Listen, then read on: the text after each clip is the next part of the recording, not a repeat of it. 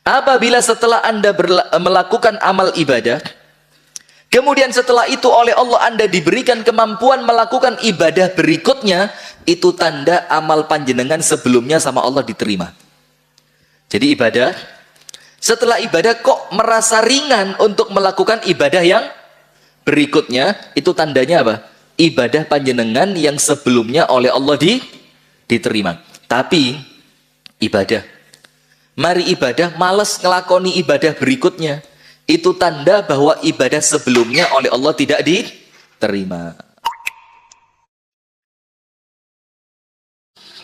Hadirin sekalian yang dirahmati oleh Allah Subhanahu wa taala, di pagi hari ini pengajian perdana kita setelah Ramadan, setelah bulan Ramadan. Maka yang pertama, tak lupa kita mengingatkan kepada jamaah sekalian untuk memperkuat istiqomah. Ini penting ini. Untuk memperkuat apa? Istiqomah.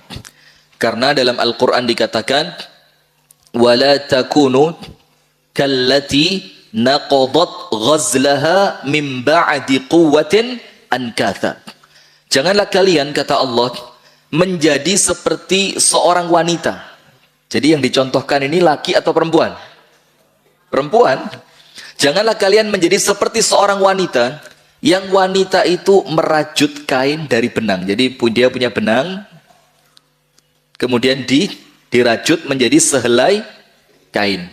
Setelah kainnya beres, benangnya selesai, dia rajut menjadi kain yang utuh. Seharusnya kan tinggal dipilih, mau jadi baju, atau mau jadi celana, atau mau jadi jilbab, atau mau bikin apa, kan begitu. Bisa jadi taplak meja, bisa jadi keset, terus terserah.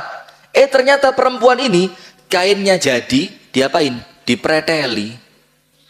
Kembali dicopot, kembali bahasa Indonesia bakunya itu kembali diudari. Ngerti diudari ya? Itu bahasa Indonesia ya? Apa bahasa Indonesianya apa? Kembali diurai lagi. Jadi sudah jadi kain, dia menyusunnya susah payah, makan waktu lama. Setelah jadi, tidak dimanfaatkan, tapi malah dirusak kembali menjadi benang-benang yang berserakan, tidak mampu lagi dimanfaatkan. Nah, oleh sebagian ulama, termasuk Al-Imam An-Nawawi, di dalam kitab Riyadhus Shalihin, ayat ini digunakan untuk menjelaskan tentang istiqomah. Tentang apa? Istiqomah. Mudawamatul a'mal. Melanggengkan amalan. Jangan sampai Ramadan kita merajut benang, setelah keluar Ramadan kainnya sudah jadi, sekarang di bulan Syawal balik dirusak, diudari mana. Nah, maka sekarang tinggal waktunya kain yang kita bikin di bulan Ramadan, di Syawal ini mau kita buat apa. Nah, itulah sebabnya kita perlu yang namanya istiqomah. Istri, astagfirullah, Pak Anto, tolong. Istiqomah, Pak Anto. Kita perlu yang namanya istiqomah. Supaya apa? Karena salah satu di antara ciri amal itu oleh Allah diterima, salah satu ciri yang paling gampang dilihat, ini terulang terus ini. Tiap tahun kita sampaikan, karena memang penting. Jadi kita ini setelah beramal, mesti kan kepingin ya, amalku tadi sama Allah diterima atau tidak. Puasa Ramadan, kepingin tahu Ramadanku sama Allah diterima atau tidak. Baca Al-Quran, yo penasaran, bacaan Al-Quranku yang barusan aku lakukan oleh Allah diberi pahala, diterima atau tidak.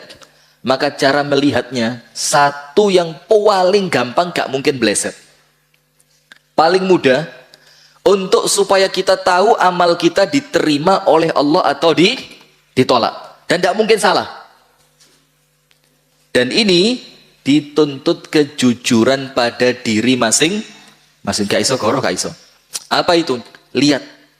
Apabila setelah Anda melakukan amal ibadah, kemudian setelah itu oleh Allah Anda diberikan kemampuan melakukan ibadah berikutnya, itu tanda amal panjenengan sebelumnya sama Allah diterima.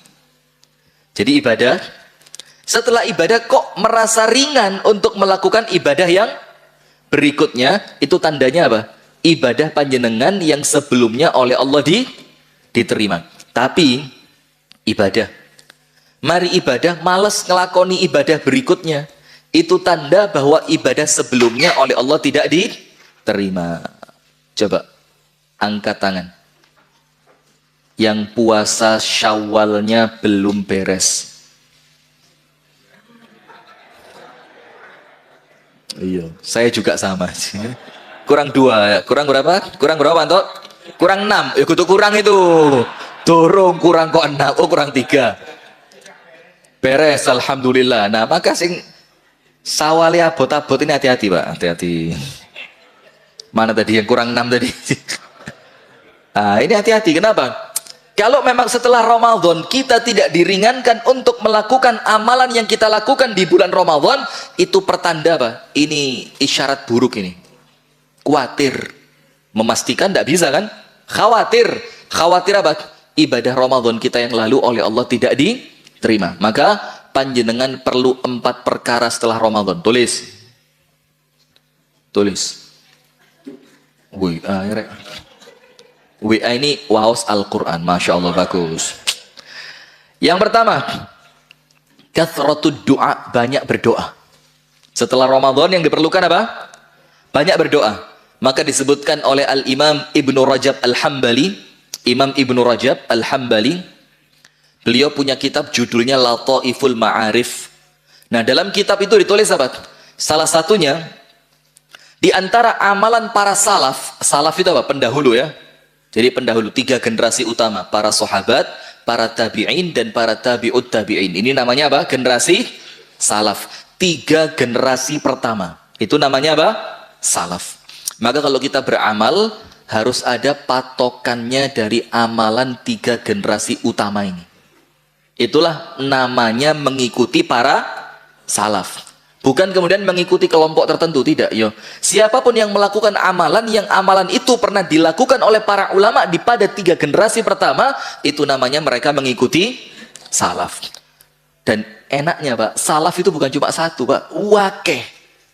Sehingga siapapun di antara para ulama salaf yang Anda ikuti, maka Anda dikatakan apa? Salafi, mengikuti para salaf. Nah, sudah. Maka disebutkan oleh Al-Imam Ibnu Rajab Al-Hambali dalam kitab Lataiful Ma'arif, beliau mengatakan begini. Beliau mengatakan, di antara amalannya para salaf, itu apa? Mereka setelah keluar dari Ramadan, berdoa selama 6 bulan. Berdoa selama berapa? 6 bulan. Untuk apa?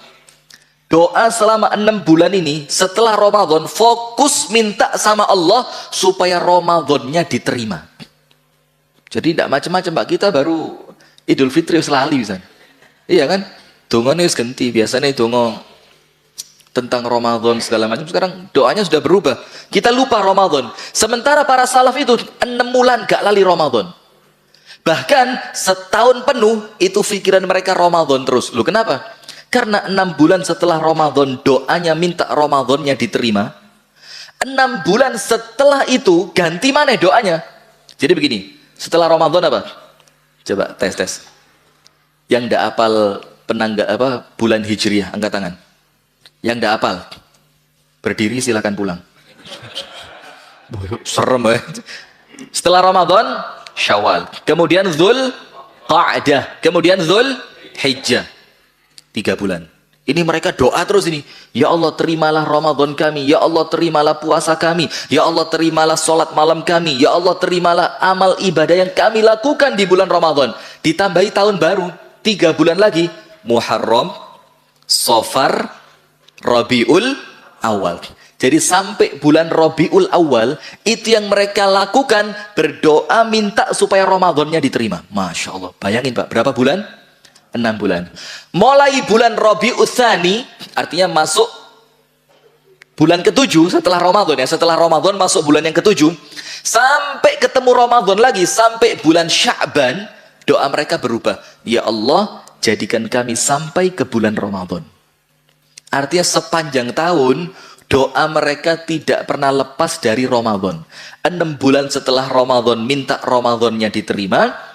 6 bulan setelah itu minta supaya kembali ketemu bulan Ramadan berikutnya. Nah, maka yang pertama banyak berdoa. Nomor 2, mudawamatus siyam, melazimkan, melanggengkan puasa. Salah satunya puasa 6 hari di bulan Syawal. Apa keutamaannya? Barang siapa puasa Ramadan dilanjutkan puasa 6 hari di bulan Syawal, kasiyami ad-dahri, seperti puasa setahun penuh. Itu pahalanya begitu. Dan kalau dihitung matematika ya gampang kan? Karena setiap kebaikan dikali 10. Ramadan berapa hari? 30. 30 kali 10 360. Ditambahi 6 hari di bulan Syawal, 6 hari kali 10 60 hari. Berarti 360. 1 tahun berapa hari? 360 Hijriah. Pas enggak? Jadi hitungannya begitu. Dalam hadis yang lain dikatakan, barang siapa puasa sebulan 3 hari, gak usah kakek Pak, nanti kurus. Kebanyakan puasa ini, Masya Allah. Jangan banyak-banyak puasa. Ini seperti sahabat Nabi yang namanya lupa saya. Sahabat Nabi tahun lalu ketemu, tahun ini ketemu lagi. Tapi ketika ketemu yang kedua kali, awak entek. Nabi tanya, ma ghayyarak, ada apa kamu berubah begini? Dibilang, saya banyak puasa. Apa kata Rasulullah? Kalau puasa bikin kamu seperti ini, kamu tidak boleh puasa, maka jangan puasa lagi. Sudah? Maka hadirin sekalian, barang siapa puasa dalam 1 bulan 3 hari istiqomah, terserah ini. Boleh ayyamul bid, boleh. Boleh pokoknya poso 3 dino opo ayo bu, boleh. Boleh Senin Kemis, minggu ini Senin, minggu depannya Kemis, minggu depannya ditambahi Senin lagi. Pokok minimal berapa hari? 3 hari dalam 1 bulan, maka pahalanya seperti puasa setahun. Jadi seakan-akan kalau panjenengan tiap bulan puasa 3 hari, itu seakan-akan panjenengan sepanjang tahun puasa terus, tidak pernah mokel. Kenapa? 3 kali 10, 30, sebulan berapa hari? 30 hari.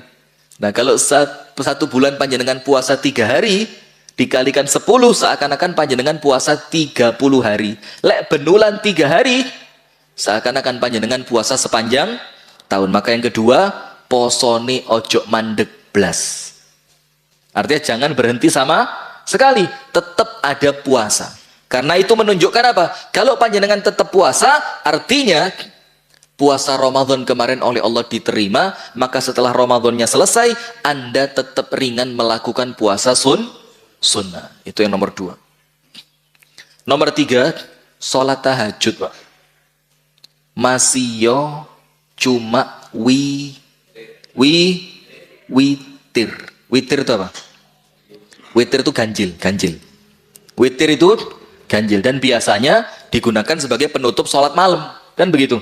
Ditutup dengan jumlah yang ganjil. Maka Rasulullah mengatakan, qiyamul laili mathna mathna, fa idza khasyitum al-fajra autiru biwahidah. Sholat malam itu 2. Dalam hadis ini Rasul tidak mengatakan jumlahnya berapa. Artinya apa? Terserah panjenengan. Kalau khawatir kedisian adzan subuh, maka tutup sholat kalian dengan witir yang ganjil. Berapa? Boleh 1, boleh 3. Rasulullah pernah sholat witir itu langsung 7. Pernah langsung 5. Bahkan pernah langsung 9 1 kali salam. Artinya memang sholat malam itu Pak, modelnya banyak. Tidak usah gontok-gontokan. Maka nomor 1 banyak doa. Doa yang paling utama apa? Minta supaya Ramadannya oleh Allah diterima. Nomor 2, tetap puasa. Di bulan ini yang paling utama apa? 6 hari di bulan Syawal. Ustadz, Syawalan sudah. Ketemu Senin Kemis, ya monggo, tidak apa-apa. Tambahi. Nomor 3, jangan lupa sholat malam. Ada satu hadis. Suatu hari, Rasulullah SAW mengingatkan Abdullah ibnu Mas'ud. Ini panjenengan saya beritahu ya. Jadi dalam hadis itu, kalau dikatakan Abdullah tanpa belakang, kan Abdullah itu banyak. Abdullah bin Umar, Abdullah bin Abbas, Abdullah bin Mas'ud. Maka dalam hadis itu dibilang Abadilah. Abadilah itu bentuk jamak dari Abdullah. Abdullah dibilang Abadilah. Kalau dalam hadis dikatakan Abdullah tanpa belakang, ini Abdullah siapa? Abdullah bin Abbas atau Abdullah bin Umar atau Abdullah bin Mas'ud atau Abdullah yang lain. Maka disepakati oleh para ulama, kalau disebut Abdullah saja, Maka yang dimaksud adalah Abdullah ibnu Mas'ud. Itu sudah menjadi konsensus. Wis apa maneh? Apa konsensus? Konsensus itu kalau jumlah penduduk tiap tahun dihitung itu namanya konsensus. Ya, namanya apa? Konsensus. Ngitung itu namanya Sampai kok percaya sih, Pak? Itu sensus, Pak. Itu namanya konsensus itu menjadi kesepakatan. Jadi kalau Abdullah Toh namanya Abdullah bin Mas'ud. Nah, apa kesepakatan mereka? Dikatakan begini. Apa kesepakatan mereka? Apa hadis Rasulullah kepada Abdullah bin Mas'ud? Abdullah bin Mas'ud sama Rasul dipanggil. Abdullah sini. Ya Abdullah, wahai Abdullah, la takun mithla fulanin. Bayangin, Rasul tidak nyebut nama ya, tapi yang disebut fulan. Nanti panjenengan tahu maksudnya apa. Wahai Abdullah, janganlah kamu menjadi seperti si fulan. Jangan kamu menjadi seperti siapa? Si fulan. Si fulannya siapa? Tidak ada yang tahu, Pak. Sampai perawi hadis ini pun tidak tahu. Ini yang Rasul maksud si fulan, yang Abdullah bin Mas'ud tidak boleh menyerupai dia itu siapa? Si fulannya ini siapa? Sampai perawi hadisnya tidak tahu. Kenapa? Saking Rasul menutupi keburukan orang yang Rasul sedang sebutkan. Khawatir nanti jadi riba. Jadi ibu-ibu begitu, Bu ya? Bu, riba hukumnya wajib atau sunnah? Buat ibu-ibu, riba itu wajib atau sunnah? Apa, Bu? Oh, masa haram? Sudah yakin saya. Wajib atau sunnah, Bu? Haram ya? Masih pagi, sik kenceng sih. Engko rada awan melijo lewat gitu, bakul sayur lewat, mulai saiki sunnah. Mangisuk pas pengajian haram, saiki wis dadi sunnah. Nanti siang pekerjaan rumah sudah selesai, nyuci beres, masak beres, metu ketemu konco nih wajib. Begitu, Bu ya? Boten. Tapi ada yang iya saya dengar tadi. Begitu, Bu ya? Sudah. Maka Rasulullah mengatakan kepada Abdullah ibnu Mas'ud, ya Abdullah, la takun mithla fulanin. Wahai Abdullah, jangan kamu niru-niru, jangan kamu menyerupai seperti si fulan.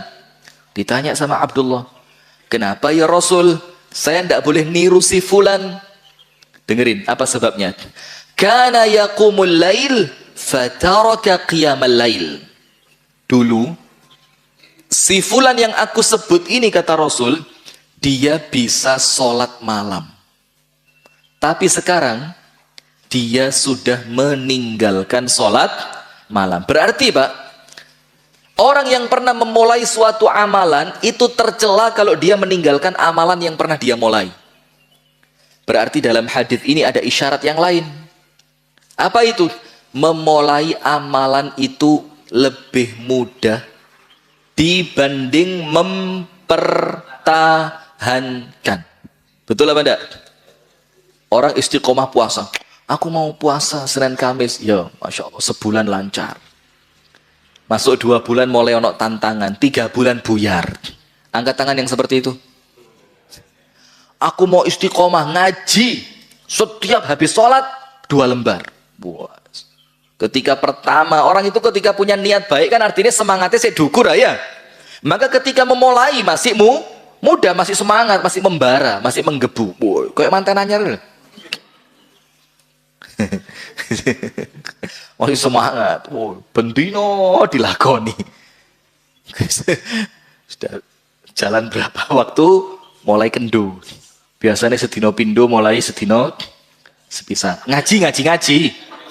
Jangan, Anda kok jangan salah paham. Ngajinya itu loh, ya. Mulai berkurang. Kenapa? Karena istiqomah itu memang berat. Sampai dikatakan oleh para ulama, dikatakan oleh Syekhul Islam Ibnu Taimiyah, al-istiqamatu khairun min alfi karamah. Orang kalau bisa istiqomah, Pak, itu lebih baik, lebih afdal, lebih mulia dibandingkan dia oleh Allah diberikan 1000 keutamaan. Karomah itu apa? Karomah itu amrun kharikun lil ada yujriha Allahu ala aidi awliyaihim. Kejadian di luar batas manusiawi yang Allah berikan kepada kekasihnya. Di luar batas apa? Manusiawi. Contoh begini. Orang jalan di atas air bisa enggak? Tanpa perahu, tanpa alat bantu, enggak bisa kan? Mesti tenggelam. Ini ternyata ada orang nyebrang kali, Pak. Gak kedelep. Renang tapi. Enggak, maksudnya jalan kaki itu ya. Dia jalan kaki, kaget panjenengan. Wih. Nah, itu salah satu di antara contoh kejadian di luar batas manusiawi. Walaupun jangan salah paham. Kalau ada orang bisa jalan di atas air seperti itu, belum tentu wali. Boleh jadi diewangi siapa? Jin. Tapi kalau sholatnya baik, ibadahnya baik, akidahnya lurus, lah kok orangnya bisa jalan seperti itu, maka itu namanya karomah. Namanya apa? Karomah. Dibacok, cret. Masya Allah, tidak mempan bacok. Tapi bukan untuk dicari. Ilmu tidak mempan bacok. Bukan untuk dicari, tapi apa? Ini kejadian yang Allah berikan untuk menolong kekasihnya. Ya panjenengan takut dibacok, takut. Panjenengan menghindar, tapi pas kena, panjenengan kaget loh. Kok hilang tanganku? Ucul kena bacok. Enggak. Lah itu bukan karomah, itu manusiawi. Panjenengan pegang ini, gak apa-apa, belas gak getian, Rek. Nah, itu namanya apa? Karomah. Nah, maka Syekhul Islam Ibnu Taimiyah mengatakan karomah panjenengan dikasih 1000 sama Allah, iso melaku ndukure banyu, iso ngawang ketika sholat itu miber, Pak. Miber terus, apa gak iso balik. Bisa miber terus, kemudian ketika panjenengan jatuh, yo subhanallah, tidak sampai sakit, karomahnya banyak. Itu masih kalah dibanding ketika panjenengan oleh Allah diberi istiqomah. Berarti istiqomah penting apa tidak? Penting. Istiqomah itu mulia apa tidak? Mulia. Karena apa? Istiqomah ini yang mengantarkan manusia mendapatkan yang namanya husnul khatimah. Nah, maka Rasul bilang sama Abdullah bin Mas'ud, jangan jadi seperti orang itu. Kenapa orang itu? Kemarin sholat tahajud, sekarang sudah tidak bisa sholat tahajud. Tercela apa tidak? Tercela. Bukan tercela karena dia tidak mau ibadah, tapi tercelanya karena dia meninggalkan ibadah yang pernah sebelumnya dia istiqomahi. Nah, berarti nomor 3, jangan lupa sholat tahajud. Walaupun cuma 11 rakaat. Loh, kenapa? Salah? Iya kan? Walaupun cuma 11, 40, bagus. 100. Bagus. Walaupun cuma 11. Dan ingat ya, para ulama fikih mengatakan, Pak, 11 itu witir, Pak. Tahajudnya boleh lebih dari itu. Enggak, tahajudnya itu, jadi yang hitungan Rasul sholat di Ramadan dan di luar Ramadan tidak pernah lebih dari 11. Hadisnya Ibunda Aisyah ya. Ibunda Aisyah kan mengatakan, tidak pernah Rasul itu sholat malam lebih dari 11. Baik di bulan Ramadan ataupun di luar bulan Ramadan. Itu yang dibicarakan oleh Ibunda Aisyah adalah witir. Maka dari itu disepakati oleh para ulama, bagaimana hukumnya lebih dari 11, boleh enggak? Boleh loh. Kalau boleh, loh ini Rasulullah enggak pernah lebih loh. Terus panjenengan niru siapa? Ayo, katanya coba. Nah, itulah kenapa para ulama mengatakan hadis Ibunda Aisyah itu mengatakan tentang witir. Tapi kalau selain itu mau nambah 2 terus sampai tidak terbatas sampai nanti menjelang azan subuh, boleh apa tidak? Boleh. Nah, itulah kenapa sholat tarawih yang 23 rakaat itu bukan bid'ah. Boleh apa tidak? Boleh. Bahkan dalam zaman-zaman sebelum kita itu sampai pernah lebih dari 40. Lebih dari 40 ketika tarawih itu ditutup dengan witir yang jumlahnya ganjil. Yang terakhir, yang keempat, doa, puasa, tahajud. Yang keempat, Al-Quran. Jangan ditinggal. Al-Quran jangan ditinggal. Apa Al-Quran jangan ditinggal itu, Pak? Al-Quran jangan ditinggal itu maksudnya apa? Panjenengan di bulan Ramadan baca Quran enggak? Ono sing gak blas. Jujur ya, jujur. Yang jawab bohong, saya doakan pulang ke Sandung. Pas ke Sandung, kakinya masuk, tungkai cuklek. Dibawa ke dokter, kata dokter ini tidak bisa dioperasi, sudah harus gini terus sampai mati. Itu untuk yang tidak jujur ya. Mulai wedi, aduh takon apa. Sudah, tidak jadi. Wes gini aja. Ada di antara kita yang Ramadan gak ngaji belas. Cuma umumnya Ramadan itu bulannya Al-Qur'ana. Maka untuk melanggengkan amalan Ramadan, Al-Qur'annya pun harus tetap dibaca. Saya pernah dengar ceramah dari Ustadz Abdul Muhid, Pak Muhid almarhum. Masih ingat semua ya? Beliau itu mengatakan begini, ngaji saulan khatam sepisan iku gampang pol. Saulan khatam sekali itu sangat mudah. Cuma memang kendalanya istiqomah itu loh, kadang-kadang yang repot itu kan bikin amalan kita itu ajek terus. Itu yang repotnya di situ. Beliau bilang apa? 1 juz itu 10 lembar. Berarti kalau mau 10 lembar selesai dibagi 5 waktu sholat. 10 dibagi 5 berapa? 2. Berarti setiap waktu sholat baca berapa lembar? 2 lembar. Sak lembar sak durunge sholat. Sak lembar setelah sholat. Enteng apa, Bot?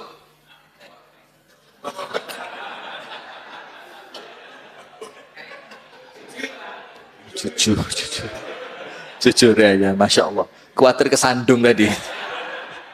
Khawatir kesandung, Pak Selamat. Nah, makanya apa? Jadi 1 lembar sebelum sholat. Jadi sebelum sholat, Pak, panjenengan ke masjidnya cepet-cepet. Supaya bisa baca sebelum sholat itu 1 lembar. Nanti setelah sholat lagi sebelum pulang ditambahi 1 lembar. Kalau istiqomah 5 waktu sholat, maka 1 hari panjenengan selesai 1 juz. 30 hari selesai berapa juz? 30 juz. Khatam enggak? Khatam. Itu kalau mau. Cuma kadang-kadang enggak gelem. Kita ini senengannya, saya ngaji itu tanpa target, Ustaz.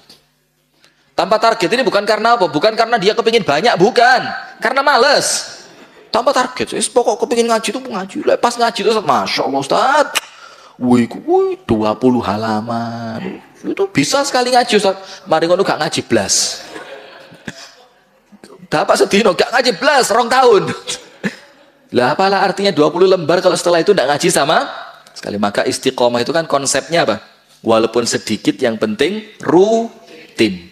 Itu istiqomah. Maka Rasulullah mengatakan amal yang paling Allah cintai itu amalan yang rutin walaupun apa?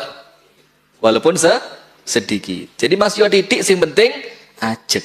Jadi sedekah juga walaupun 2.000 tapi terus 2.000 setiap menit 2.000. Nanti 60 menit berapa? 120.000 sak jam. Lek 24 jam.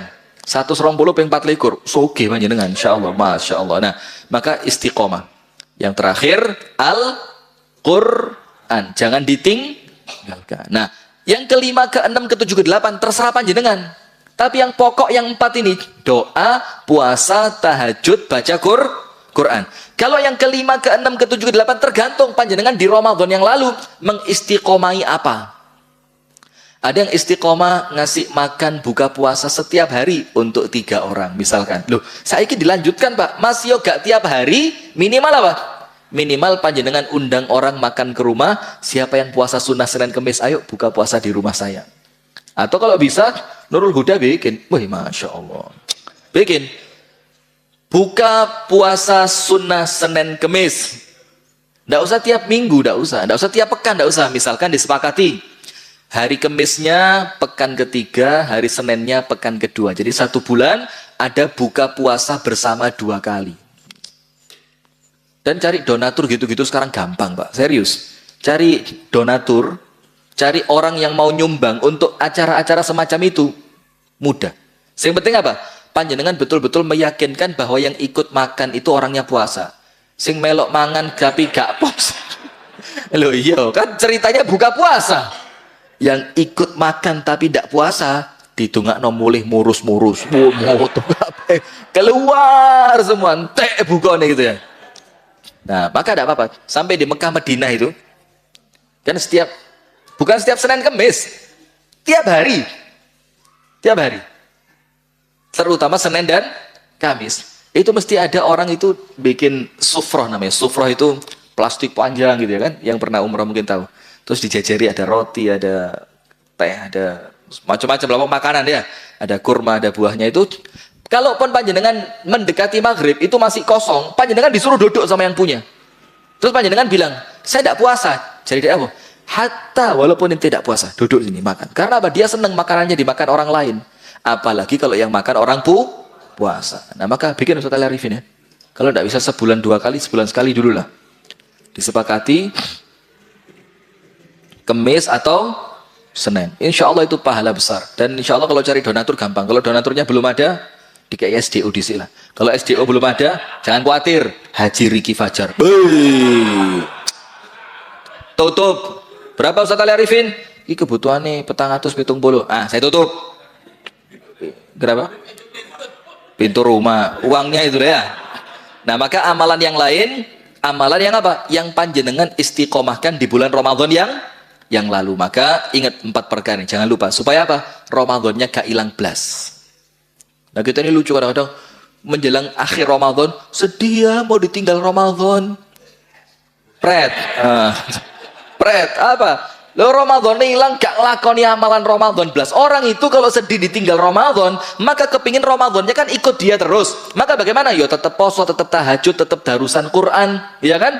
Tetap sodako, tetap qiyamul lail, tetap semuanya supaya apa? Kesannya Ramadan tetap ada. Nah kita ini sekarang sedih ya mau ditinggal Ramadan, tapi mari Syawal, wih merdeka mau mangan. Masya Allah. Nah, maka 4 amalan ini untuk kita jaga setelah datangnya bulan Ramadan. Itu yang dapat kami sampaikan. Betul ente bilang tadi. Dia bilang tadi, paling yuk gak moco surat Yusuf pertama. Saya bilang, darah. Saya mau baca surat Yusuf, saya bilang. Tiba ada temenan. Saya insya Allah kita lanjutkan nanti malam. Pembukaan sudah tahu Pak. Ya, nanti malam insya Allah kita lanjutkan kajian kitab Tauhid. Nah, yang kita lanjutkan ini Pak, kitab Tauhid yang kemarin kita khatamkan di bulan Ramadan. Yo kitab itu yang kita bahas. Cuma kalau Ramadan kemarin penjelasannya tidak terlalu banyak karena niatan kita apa? Khataman. Kalau penjelasannya panjang nggak khatam-khatam ya. Nah maka kalau yang di Nurul Huda, insya Allah penjelasannya lebih panjang. Semoga ada manfaatnya. Kurang lebihnya mohon maaf. Kita tutup dengan doa kafaratul majelis. Subhanakallahumma wa bihamdika. Ashhadu an la ilaha illa anta astaghfiruka wa atubu ilaik. Kurang lebihnya mohon maaf. Assalamualaikum warahmatullahi wabarakatuh.